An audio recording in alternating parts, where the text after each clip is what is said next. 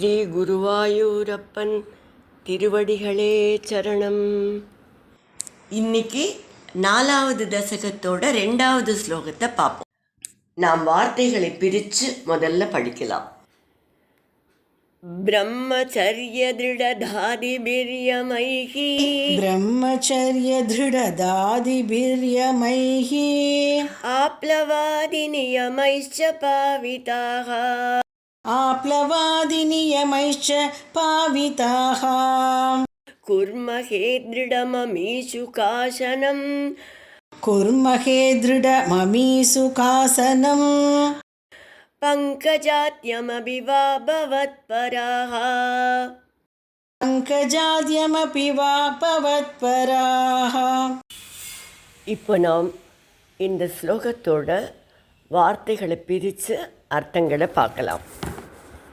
பவத்பராகா, ஹே குருவாயூரப்பா, உங்களையே நம்பி பக்தி செய்கின்ற நாங்கள் பிரம்மச்சரியாதிபிகி, பிரம்மச்சரியம் முதலான யமங்களை, யமம் என்றால் சுயக்கட்டுப்பாடு, அந்த சுயக்கட்டுப்பாட்டில் பிரம்மச்சரியம் போன்ற சுயக்கட்டுப்பாட்டுக்குரிய முயற்சிகளையும் ஆப்லவாதி ஸ்நானம் முதலிய நியமங்களையும், நியமங்கள்னால் அனுஷ்டிக்க வேண்டிய கடமைகளை செய்வது. ஸோ இந்த யமங்களை திருட உறுதியாக செய்து பாவிதாக தூய்மை அடைகிறோம். அதற்கப்புறம் என்ன செய்கிறோம்? சுகாசனம் பங்கஜாத்தியமபி, சுகாசனம் அல்லது பங்கஜாசனம் போன்ற ஏதாவது ஒரு ஆசனத்தை, பங்கஜாசனம்னா பத்மாசனம், இந்த மாதிரி ஏதாவது ஒரு ஆசனத்தை திருடம் குர்மகே, திடமாக உறுதியாக அமர்ந்து பயிற்சி செய்வோம். இப்போது ஒவ்வொருவரையும் ஃபுல்லாக சொல்லலாம். பிரம்மச்சரிய திருடதாதிபிர்யமைஹி ஆப்லவாதி நியமைச்ச பாவிதாः பிரம்மச்சரிய திருடதாதிபிர்யமைஹி ஆப்லவாதி நியமைச்ச பாவிதாः குர்மஹே திருடமமீஷு காசனம் பங்கஜாத்யமபி வா பவத்பராः குர்மஹே திருடமமீஷு காசனம் பங்கஜாத்யமபி வா பவத்பராः. பிரம்மச்சரிய திருடதாதிபிர்யமைஹி ஆப்லவாதி நியமைச்ச பாவிதாः குர்மஹே திருடமமீஷு காசனம் பங்கஜாத்யமபி வா பவத்பராः. இப்போ நம்ம இந்த ஸ்லோகத்தோட முழு அர்த்தத்தையும் பார்க்கலாம்.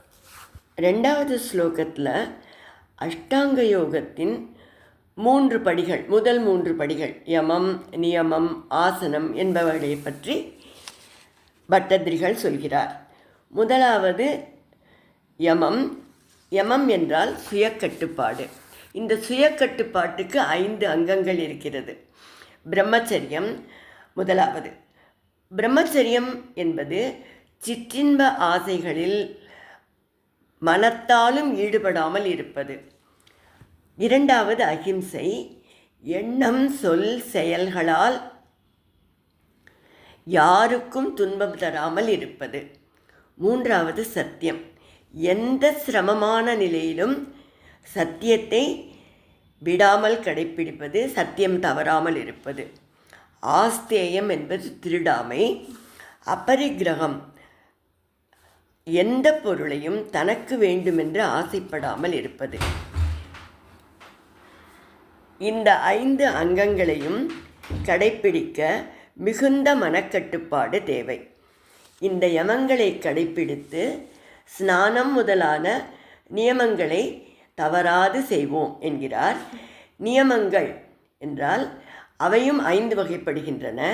சௌச்சம், தூய்மையாக இருப்பது. சந்தோஷம், இருப்பதை கொண்டு திருப்தியாக இருப்பது. சுவாத்தியாயம், முயற்சியோடு உயர்ந்த கிரந்தங்களை படிப்பது, கற்பது. தபஸ், உபவாசம், விரதம் முதலியவைகளை கடைப்பிடிப்பது. 5வதாக ஈஸ்வர பிரணிதானம் என்றால் பகவானை உபாசிப்பது. பகவானே குருவாயூரப்பா, உங்களை நம்பி பக்தி செய்கிற நாங்கள் இந்த யம நியமங்களை தவறாமல் கடைப்பிடித்து ஆசனங்களையும் பயிற்சி செய்வோம் என்கிறார். ஆசனங்களும் பல உள்ளன. அதில் சுகாசனம் பத்மாசனம் இரண்டையும் இங்கே குறிப்பிடுகிறார். தூய இடத்தில் அமர்ந்து ஆசனங்களை உறுதியாக பயிற்சி செய்வோம் என்று கூறுகிறார்.